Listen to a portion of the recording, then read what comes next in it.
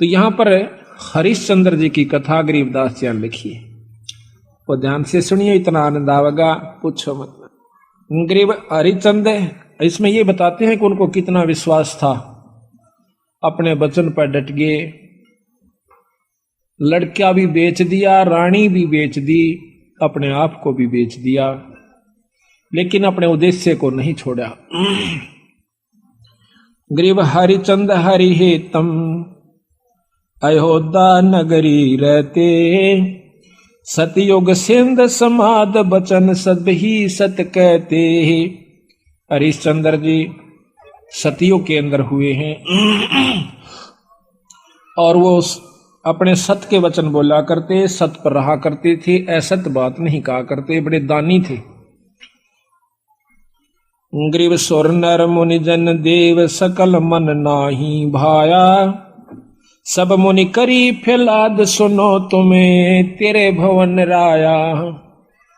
इतनी अच्छी कीर्ति राजा हरिश्चंद्र की होगी थी कि वो देवता लोग भी उससे यानी जीलियसी करने लागे, द्वेष रख कर लिया।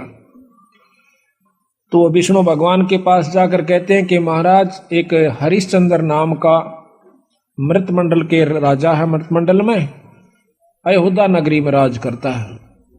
तो वो कहते हैं सत नहीं छोड़ता, हम उसकी परीक्षा लेना चाहते हैं। ग्रीव सोर नर मुनि जन देव सकल ना भाया, सब मुनि करी फैलाद सुनो तुम तिरभुन राया। ग्रीव सत बाक है सत ही कह है, ये सत ही पूजा ध्यान, सत ही सारा कर्म है, सत के चले विमान। ग्रीव सोर नर मुनि जन देव फैलाद लगाई भारी, सुनो विशंबर नाथ हरिचंद्र हैं अधिकारी। गरीब कहें विशंबर नाथ सुनो क्या कि जय देवा, वह हरिचंद्र सतलीन करत हैं सब की ही सेवा। गरीब हरिश्चंद्र का पति व्रत टर नहीं टारा, वह सतवादी संत रहे। गरीब हरिश्चंद्र का पति व्रत टर ना टारा भाई, वो सतवादी संत रहे हमारी शरणाई। राजा हरिश्चंद्र मेरी शरण के अंदर है भाई, वो सत नहीं छोड़ सकते।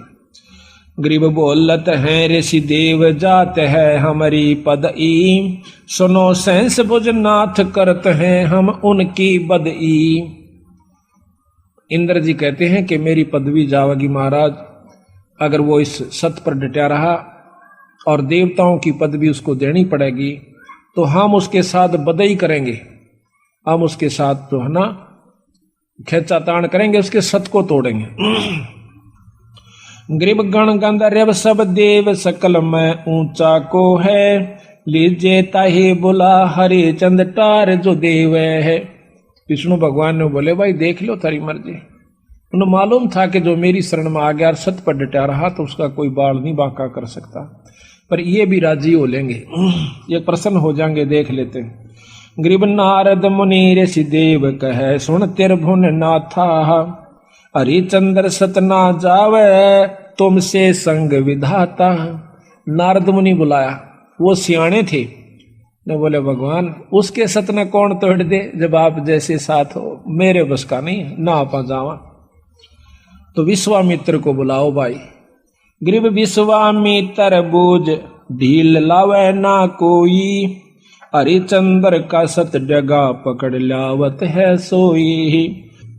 गरीब विश्वामित्र अर्ज करे वो किसको दुखदाई, सुर नर मुनि जन देव सबन ने चुगली खाई। यह बीमारी ऊपरताई है, राग की, द्वेष की, निंदा की, जलने की। अब कौन सोचा कि स्वर्ग पाकर तो निश्चिंत हो गए वो देव लोग, वो यहां से भी ज्यादा बुरी हालत से उन लोगों की। अब मर पड़ के ये 3 लोग की साधना स्वर्ग प्राप्ति है। महाराज गरीबदास जी कहें स्वर्ग हमने भी देखा भाई, पर अपना मन नहीं लग गया। सो फिर कहते सुन मंडल को किया पिया ना, यू काल कर्म सब भाग्या। कहते हैं सब देवता ने इकट्ठे होकर विश्वामित्र आगे चुगली ला दी। विश्वामित्र ने वो बीड़ा उठा लिया कि मैं इसके सत को तोड़ लाऊंगा। गरीब लेकिन वो भी पूछा ऐसा कि भाई वो किसने दुख दे से, क्यों दुखी करो बेचारे ने। तो सबने चुगली निंदा कर करा के और वो श्रृंगार दिया। गरीब सबे कहें ऋषि देव हरिचंद दो डगाई, विश्वामित्र आण बीड़ा जो लिया उठाई। गरीब अबिया तबिया त्रास दीजियो हमरे ताही। ये 3 प्रकार के दुख होते हैं प्रताड़ना करने के, जो कि गुप्त रूप से संत छोड़ देते हैं और वो परेशान हो जाता है। पकड़ लाऊं हरिचंद पलक ना ढील लगाई, गरीब जब दे दो त्रास कहे भगतन के ईसा। हरिचंद विश्वामित्र जब दिया किया मर्तलोक पियाना, धारे रूप बराहा बाग में लाध्यम ताना। विश्वामित्र ने एक सुअर का रूप बनाया, जंगली सुअर का। राजा हरिचंद्र का एक बहुत कीमती बाग बहुत प्रेम से लगवा रखा था। उस सुअर ने वो सारी बगीची उखाड़ दी, नीचे हुड शरीर अपना मुंह देवे और उथल पुथल कर दे। को जावे नजदीक उस माली ने या उनको खाने भाजे, यानी तीर भी मार लिए, उसका कोई असर नहीं हुआ। तो सब उठ कर राजा हरिचंद्र के पास आते हैं। तो हरिचंद्र बोल रहा भाई की बात होगी। कहने लगे महाराज जी एक ईसा का सूता हुआ रहा है सुअर है, और वो तो सारा बगीचा उजाड़ दिया और हमने तीर गोली मार के देख ली, उसका असर ना होता। तो कहते हैं राजा हरिचंद्र ने खुद घोड़ा पिड़वाया, उसके ऊपर अपना अग्नि बाण लेकर अगर के बाण लेकर के बैठ गया और सेना भी साथ चढ़ ली। एकदम राजा हरिचंद्र जब आवे से वो सुअर उसमें से निकल कर भाग लेता है। राजा हरिचंद्र इतना तेजी से भागता है, सेना तो बहुत पीछे रहेगी, वो आगे चले जाते हैं। वहां जाकर के विश्वामित्र एक ब्राह्मण का रूप बना ले से, और एक लड़की और एक लड़का दो अपनी सिद्धि से तैयार कर देता है। उस लड़की को राजा के पास ले आवे, हाथ जोड़ कर न्यू कैसे, हे राजन, हे एक क्षत्रिय, एक विपर का काम कीजिए।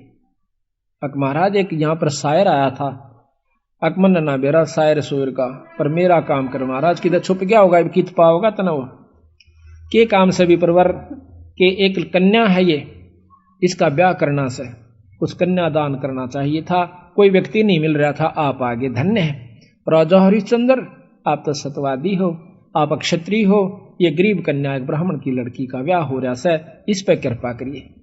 तो बोले महाराज जी ठीक से स्नान कर ले, नहा धो लिया। कहते हैं कि इनका पति कहाँ है उसको बुलाओ। उसी समय वो लड़का बुला लिया, फेरे करवा दिए। कहने लगे इनको कन्या दान दे, 7 असरपी दे दी। क्योंकि कन्या नहीं कर मांडा, ऐसे नहीं करा। तो वो कहता है हरिश्चंद्र कि तू राजा होकर और 7 असरपी दिखावे, तेने शर्म नहीं आती, तुझे श्राप दे दूंगा।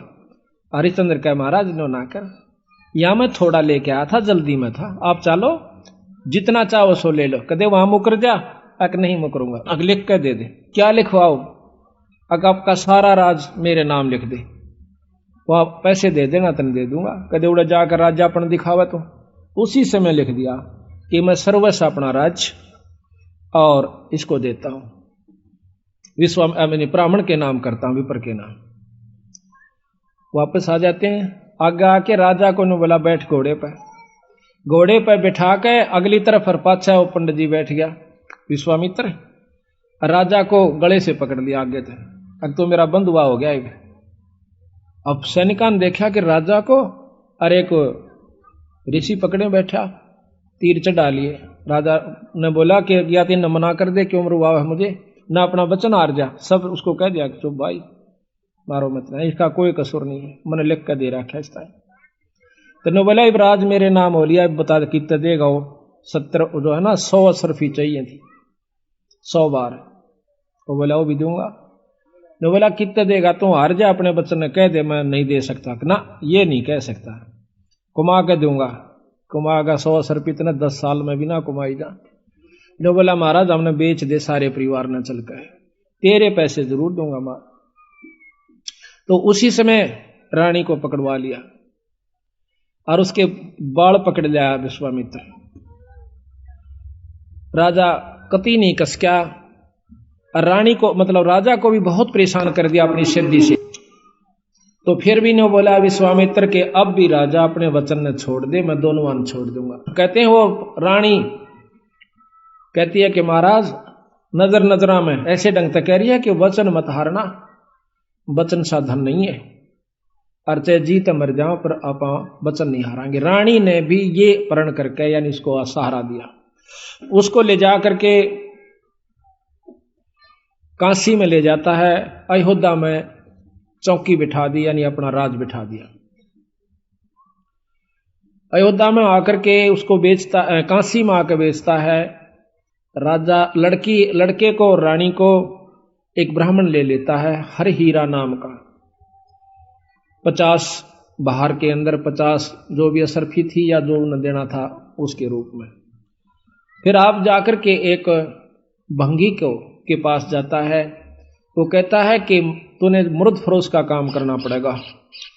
क्या काम है महाराज? कि जो भी आवे मुर्दा उससे कफन उतार लेना ना, उसको 1.25 रुपया लेना है उससे टैक्स का। बोला अच्छा जी ठीक है, अगर छोड़ दिया तो तेरे से ले लूंगा। बिल्कुल नहीं छोड़ूंगा। ठीक है। कई दिन तक भूखा बाणा बैठा रहा। एक कहते हैं हफ्ते के बाद वो कालिया नाम का झिमर मुर्द फरोश वो आता भंगी वहां पर, कहता है कि हरिया कहा महाराज तूने भोजन नहीं खा रहा? महाराज आपने भोजन की कही नहीं थी। कहाँ खाऊं? ओ तेरे की, एक दुकान बता दी कि वहां से ले आ और अपना खा लिए, पैसे का हिसाब मैं आप कर दूंगा। तो वहां जाकर के वो क्या करता है, भोजन ले लिया एक व्यक्ति का। इतने में विश्वामित्र आकर एक भिखारी का ब्राह्मण का रूप बनाकर कहता कि महाराज मैं भूखा सा, भोजन दीजिए। तो कहने लगा विप्र आधा ले ले, भला हो तेरा सारा दे दे, मैं तो भूखा मरू सू, आधे में काम नहीं चला विप्र राजा महाराज।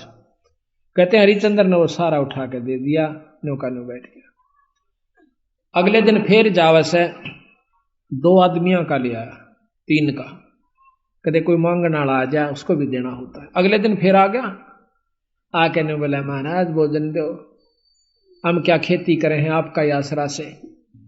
कहने लगा विप्र आज बहुत लैस हूं, आधा ले ले। नहीं महाराज सारा दीजिए। इब कबीर साहब कहते हैं वो नरता मुए जो पर घर मांगन जा, अरुण ते पहला वह मरे जो जा मुख निकसे ना। ने बोला ले भाई ले जा। 15 दिन बीत गए, रोटी नहीं खाई, दुर्बल शरीर हो गया।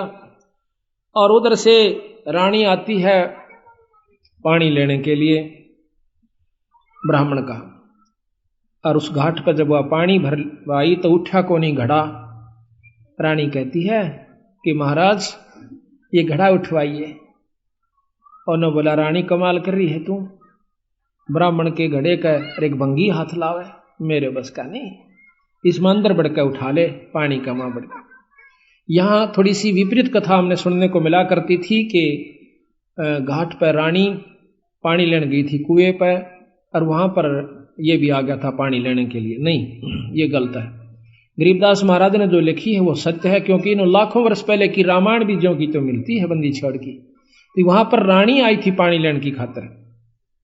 तो हरिचंद्र ने कहा कि अंदर पानी में डुबकी लगा करके घड़ा उठा लीजिए, घर आ जाती है। कुछ दिनों के बाद लड़का रोहतास उस पंडित जी की खातिर फूल लेने जाया करता था। वो रोजाना फूल ला करके पंडित जी को दिया करता था। वो अपने देव के ऊपर, अपने इष्ट के ऊपर पूजा किया करता था। एक दिन कहते हैं रोहतास फूल लेने के लिए जावा है, विश्वामित्र वहां पर एक सर्प का रूप धारण करके वो छोरे को डस लेता है। तो पड़ा पड़ा रोहतास ने कहा ऐसा कि माड़ी मेरी मां ने जिक्र ना करिए भाई, पंडित जी ने बता दे जाकर। वो भाग्या जावस है।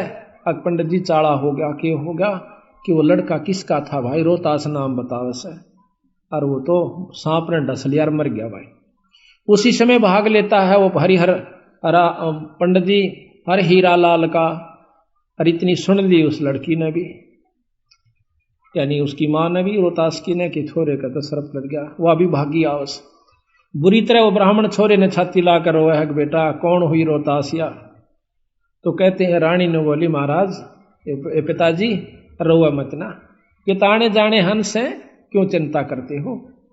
उस माँ ने उस ब्राह्मण का ढाढ़स बढ़वाया कि ये तो आना जाना खेल से, रो मत ना महाराज, हम सब ने जाना से, हमारे साथ होनी थी सो होगी, कोई बात नहीं। अब वहां से लेकर के वो लड़के का कफन उसके ऊपर लपेट के कपड़ा चल देती है। अब गरीब की गेला कौन जा, हरी हीरा और 2-3 जने वो जाते हैं, जाकर के मर्द घाट पर लुटा देती है। फूकण की तैयारी करे से इधर उधर से लकड़ी तैयार करके, तो इतने में हरिया आ जाता है। हरिश्चंद्र कैसा कि माई वो दे टैक्स 100 रुपया काट। तो वहां पर वो कहती है कि महाराज ये आपका बेटा रोहतास है, अग मेरा कोई पुत्र नहीं है, और मैं आपकी रानी सू, कोई पुत्र नहीं, मेरा कोई बेटा नहीं, 100 रुपया दे दे। तो बोली चाला कर रहे हो कि यहां पर मैं किस पे लाऊं, इस नगर में मैंने कोई जानता भी कोई ना, और ना मेरा कोई भाई। इतनी कहकर रो पड़ती है, कहने लगे आड़ा ये को नहीं चल रहा, 100 रुपया दे दे, मैं नौकर प्रयास हूं आज। तो वो कहती है कि मेरे पास पैसा नहीं, कफन उतार लेता है और नो कहकर वह पागल हो जाती है और उस लड़के की लाश को पानी में डाल देता है। वह रोती हुई सिर पागल होगी, अकीब रह भी के गया, पति विमुख, पुत्र है नहीं, पागल होगी, सिर के बाल पाड़ती हुई। और फिर विश्वामित्र ने क्या करा, एक अंधी चला दी, जंखाड़ चला दिया। कौन जावा गरीब की गेला, सब आप अपने घर न टल गए। वह जाकर के एक मंडी में सिर छुपा लेती है, पड़ी पड़ी रो है, बेहोश हो जाती है। उधर से विश्वामित्र ने क्या करा, एक बहुत बड़े अधिकारी का लड़का एक बाघ का रूप बनाकर, चीते का रूप बनाकर छोरा मार दिया, पाट दिया और भाग गया लेकर के। वो ढूंढ पड़ी, जब वो विश्वामित्र ही दूसरा रूप बना के कहता है कि आजो मैं बताऊंगा थारे छोरे ने एक डायन ने खा लिया। और क्या करा विश्वामित्र ने, एक पशु की को खत्म करके और उसका आगे उसके हाथ पांव खून खान लगा के घेर दिया और उसके मुंह का खून लगा दिया। बेहोश पड़ी थी वह रोहतास की मां तारावती। तो सारे उस राजा को, नवाब को, अधिकारी को, सैनिकों को लेकर के वो विश्वामित्र उस मंडी में ले जाकर दिखावा से कि यह पड़ी डांड और हाथ मुंह तलिए खा और ये बाकी हाड हुड पड़े से। उसी समय कहता है राजा के बुलाओ हरिचंद को, जल्लाद को, इसकी शर्त उतार दे। कालिया को कहा कि कालिया इसका सिर उतरवा दे, क्योंकि वो सारे काम उन्हीं से जल्लाद रूप में भी वही क्या करते थे। उसी समय राजा हरिचंद्र को, क्यों नौकर था वो कालिया का, कि हरिया कि हाँ महाराज इस डांड का सिर काट दे।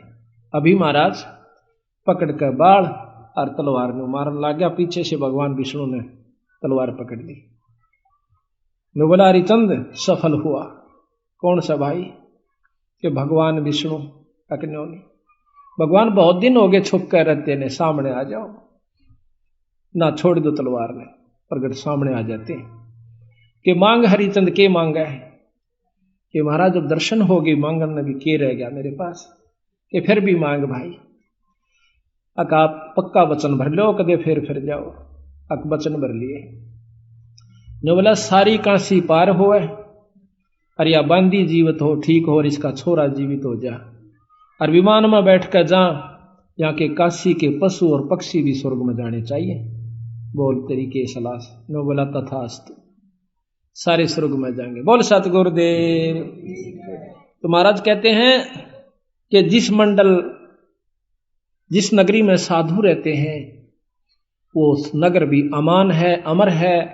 ऐसे प्यारे संत जिसमें रहते हैं वो सारी नगरी को पार कर दिया करते हैं।